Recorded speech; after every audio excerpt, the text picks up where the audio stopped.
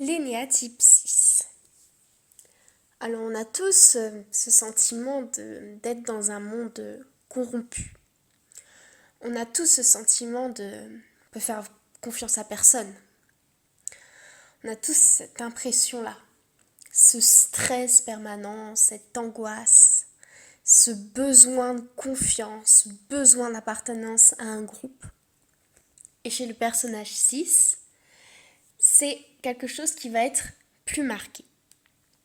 Le 6, il inspire à la confiance et à la sûreté. Il est donc dans le centre mental, une analyse fine des choses. C'est quelqu'un qui, comme le personnage 5, va aller en profondeur des choses pour savoir si l'objet dont il fait la recherche est bien juste, si tout est correct, s'il n'a pas oublié un détail, si c'est certain, parce que cette certitude, elle n'est pas que dans les objets. Il doit avoir des certitudes de vie pour avoir une base solide pour continuer justement à vivre, parce que c'est fondamental ce besoin d'avoir des certitudes, pas des croyances, il faut que ce soit certain, il faut pouvoir avoir confiance, parce que le 6, il veut réellement avoir confiance aux choses, mais il est toujours très méfiant, très sceptique, il a toujours peur de ce qui pourrait arriver, il va difficilement faire confiance, et c'est quelqu'un qui est difficilement manipulable parce qu'il essaye toujours de discerner ce qui relève de la sûreté et ce qui reste ambigu. Il n'aime pas du tout l'ambiguïté, il veut que ce soit sûr, concis et précis.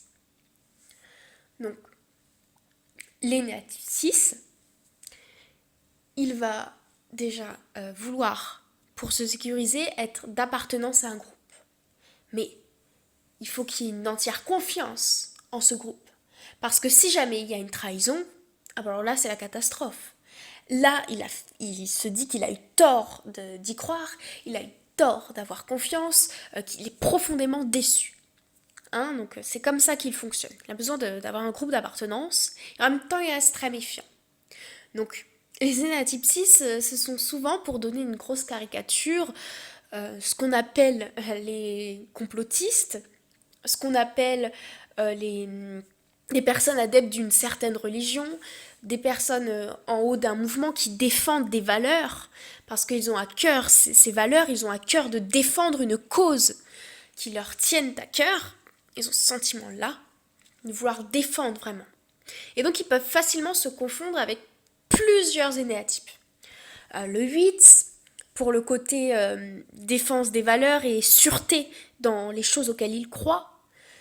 L'énéatype 9, dans le côté un peu confusion mentale, côté un peu ou dans le doute, le fait d'être dans le doute perpétuel de soi, parce que le 9 comme le 6, ils ont un manque de confiance en eux, justement, parce que comme ils ont besoin de se sécuriser par un groupe extérieur, c'est bien parce qu'à l'intérieur d'eux-mêmes, il n'y a pas trop de confiance, en fait. Et donc, il y a ce doute, là, qui est analogue à ces deux énéatypes.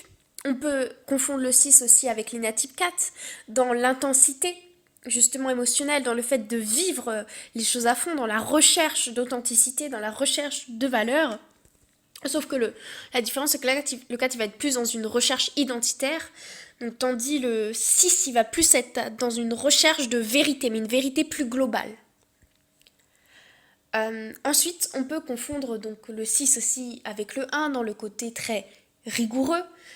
On peut confondre aussi le 6 avec le 5, notamment le 5L6, dans le côté doute, réflexion, discerner le vrai du faux. Enfin, bref. Je vais pas trop m'écarter du sujet, j'en parlerai une prochaine fois. Donc, pour rester centré sur le personnage 6, donc, quelqu'un qui manque de confiance, qui a besoin de se sécuriser. Et on différencie en fait deux types de personnages 6. D'un côté, ceux qu'on va appeler phobiques, et de l'autre, ceux que l'on va appeler contrephobiques. Alors, c'est-à-dire qu'il y en a un qui va rechercher à se sécuriser par une autorité, donc il va suivre les règles à la ligne.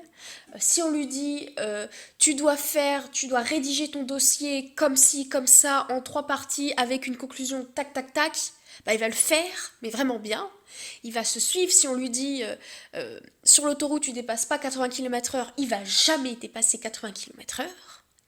Parce qu'on ne sait pas ce qui peut arriver si jamais il dépasse pas 80 km/h, parce que vous imaginez pas tout ce qu'il s'imagine dans sa tête, et s'il se passe ça, et s'il y a une voiture qui vient, et si on se rentre dedans, et puis si machin, enfin, il est tout le temps en train d'anticiper les potentiels dangers, il a peur. Enfin, contrairement à l'aîné à type 7 qui va être par exemple dans le oh c'est rigolo, c'est fun, bah l'aîné à type 6 il va dire oulala, attention, ça peut être dangereux, ça ci, ça, et donc dans les cas où il est plus on va dire plutôt désintégré, lorsqu'il va en désintégration, bah en fait il va projeter l'insécurité et l'angoisse qu'il a à l'intérieur de lui sur les autres.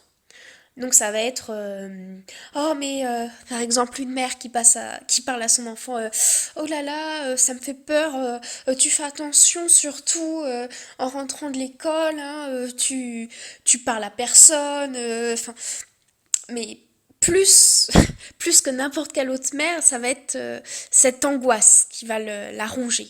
Et si cette personne, par exemple, quand je donne l'exemple de la mère, elle va avoir une peur profonde que la maison se fasse cambrioler, bah, elle va transmettre sa peur à tout le monde. Ça va être méfiez-vous, fermez bien les portes, faites attention, est-ce que tout le monde a bien fermé, elle va vérifier tous les soirs 5 fois avant d'aller se coucher si toutes les portes sont fermées. Enfin, voilà, je suis un peu dans l'excès, mais c'est un peu ça l'image.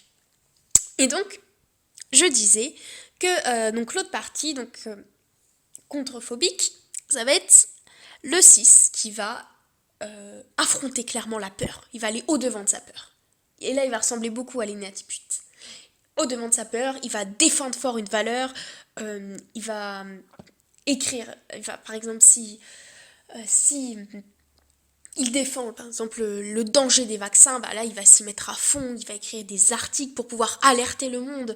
C'est un peu un sonneur d'alerte dans l'âme, pardon. Justement, il va utiliser cette arme-là qu'il a au fond de lui parce que c'est quelqu'un qui, waouh, il défend ses valeurs et il transmet aux autres. Parce que justement, la trahison c'est quelque chose d'inacceptable.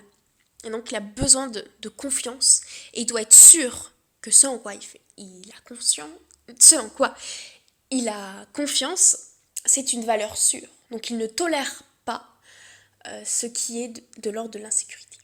Bon, là je parle beaucoup, un peu plus long que les autres énéatypes, mais tout ça pour dire que ce qui va être important pour le 6, ça va être de justement relâcher un peu cette pression interne, se faire confiance et faire confiance aux autres.